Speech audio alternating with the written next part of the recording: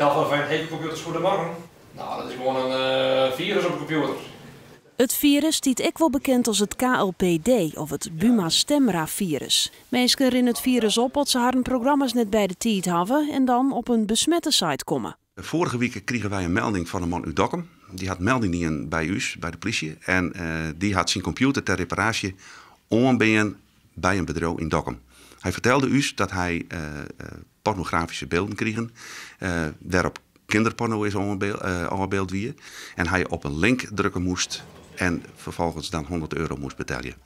Het bericht komt vanzelfs net van de KLPD, maar van crimineel die het op deze wijze jildbeziekje los te krijgen.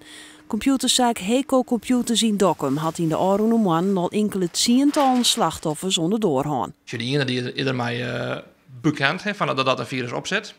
Maar de oren die is echt Spaans benauwd. Hè? Die denkt van ja, wat ik nou verdienen ha.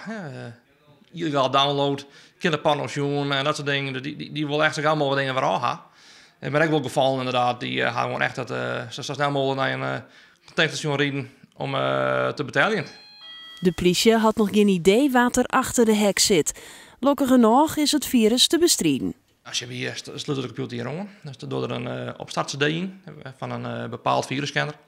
En die laten we dus heen draaien, die haalt vaak het virus er weer uit.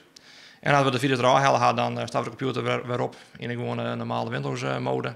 En dan rennen we de boel een beetje naar dat er dan misschien wat restant achter blijven binnen. Dat klinkt vrij makkelijk. Dat is inderdaad net heel moeilijk, en dat is gewoon een beetje tijdrovend. Voor de rest is het net heel ingewikkeld.